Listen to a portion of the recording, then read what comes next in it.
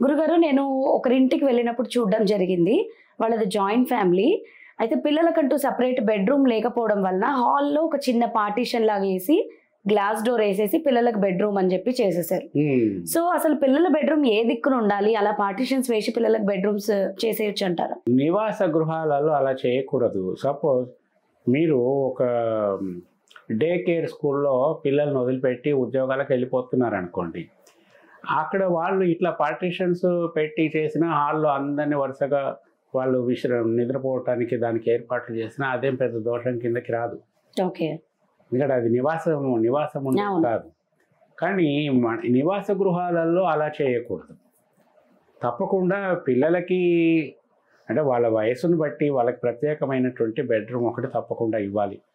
సాధారణంగా 12 సంవత్సరాల వయసు వచ్చిందంటే ఆడపిల్లలకైనా మగపిల్లలకైనా తప్పకుండా సపరేట్గా ఒక బెడ్రూమ్ ఇవ్వాలి.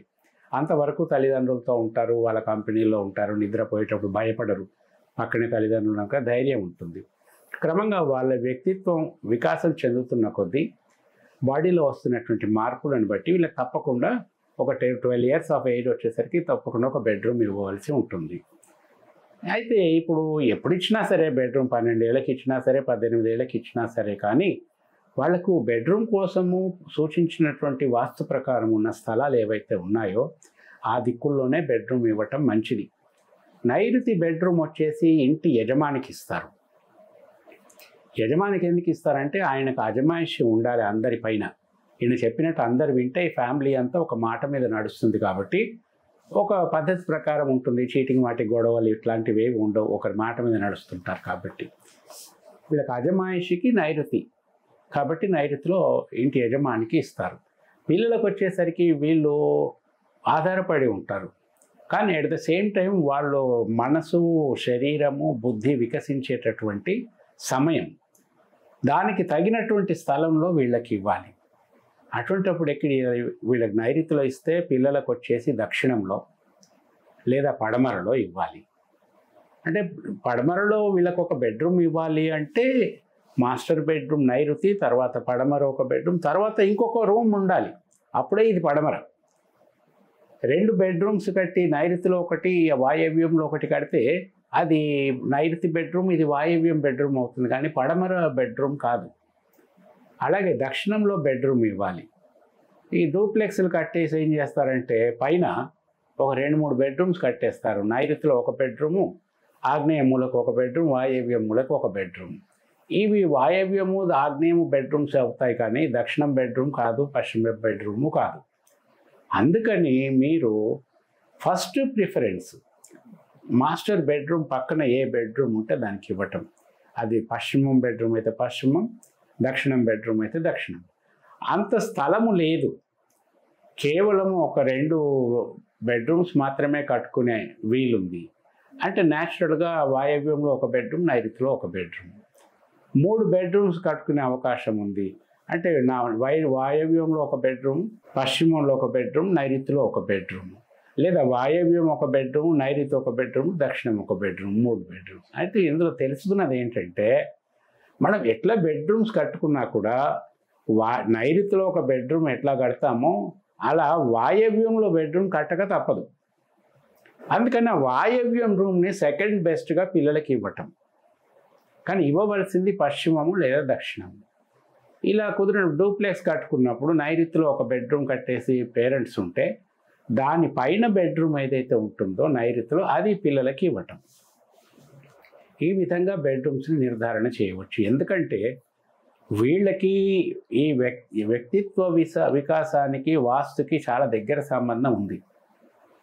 కొంతమంది చూడండి ఆ బెడ్రూమ్ నిర్మాణం ఎట్లా ఉంటుందంటే వాళ్ళు ఎప్పుడు కోపంగా ఉంటారు, అరుస్తూ ఉంటారు, చేస్తుంటారు. ఎందుకంటే ఆ నిర్మాణం సరిగ్గా ఉండదు, దానికి పెట్టే తలుపు సరైన స్థానంలో ఉండదు. ఆ తలుపులో నుంచి బెడ్రూమ్లోకి బయటికి నడుస్తూ ఉంటారు. ఆ తలుపు ఒకవేళ రాంగ్ ప్లేస్లో పెట్టినట్లయితే సపోజ్ తూర్పు ఆగ్నేయానికి ఉందనుకోండి, సో తూర్పు ఆగ్నేయము అగ్నికి సంబంధించింది. అటు నడక ఇవన్నీ కూడా చాలా శాతం వీళ్ళని ఎప్పుడూ కోపంలో ఉంచుతాయి. అంటే రెస్ట్లెస్నెస్, కోపం అంటే కోపం కూడా కాదు, ఇట్ ఇస్ ద రెస్ట్లెస్నెస్, ఆందోళన. ఈ ఆందోళనలో వాళ్ళు గబగబా నిర్ణయాలు తీసుకోవటము, గబగబా వాటిని ఎగ్జిక్యూట్ చేయటము, వెంటనే వాటి వల్ల వచ్చే దుష్పరిణామాలను ఎదుర్కోవటం, మళ్ళీ ఆందోళనకు గురవటం, ఇది రిపీట్ అవుతూ ఉంటుంది. ఇట్లాంటివి ఇవ్వకూడదు పిల్లలకి. ఇప్పుడు స్కూల్లో కానీ లేకపోతే ఇంట్లో కానీ పిల్లలని అక్కడ టీచర్స్ కానీ ఇక్కడ పేరెంట్స్ కానీ వాళ్ళు చేసే తప్పులు సహించలేక ఊరికే మాటలు అంటూ ఉంటే వీళ్ళ వ్యక్తిత్వ వికాసం బాగా కుంచుకుపోతుంది. పెద్దయ్యాక దీని ఇంపాక్ట్ చాలా ఉంటుంది పిల్లల మీద. వాళ్ళకి ఉన్నతికి ఎదగటానికి పెద్ద అవరోధమై కూర్చుంటుంది. అందుకని పిల్లల బెడ్రూమ్ విషయంలో చాలా జాగ్రత్తగా ఉండాలి. అంటే మీరు ఒక విత్తనాన్ని నాటుతున్నప్పుడు ఎంత కేర్ఫుల్గా మనము రోజు నీళ్లు పట్టడం, అది కూడా కావలసినంత వరకే నీళ్లు పోయటం, ఎండ తగిలేటట్టు చూడటం, ఇవన్నీ ఎంత జాగ్రత్త తీసుకొని దాన్ని పెంచుతామో ఈ పిల్లలు కూడా ఇప్పుడు ఆ స్టేజ్లో ఉంటారు. వాళ్ళు వికసించాలి అనుకున్నప్పుడు వాళ్ళని అంత జాగ్రత్తగా వాస్తు ప్రకారం బాగున్న బెడ్రూమ్ చూసుకొని ఆ విధంగా పెంచుకోవాలి. ఇంకా బెటర్ థింగ్ ఏమిటంటే వాళ్ళ జన్మ నక్షత్రం ఏంటి, వాళ్ళ వ్యవహార నామం ఏంటి, వాటి ప్రకారం వాళ్ళకి ఎటువంటి ద్వారము సహాయపడుతుంది వాస్తులో అనుకుని అటువంటి ద్వారము ఆ బెడ్రూమ్కి ఏర్పాటు చేయాలి. ఉదాహరణకి ఆ, ఈ, ఓ, యు ఇట్లా అక్షరాలు ఉన్నాయనుకోండి, వాళ్ళందరికీ కూడా తూర్పు చాలా చక్కగా ఉపయోగపడుతుంది.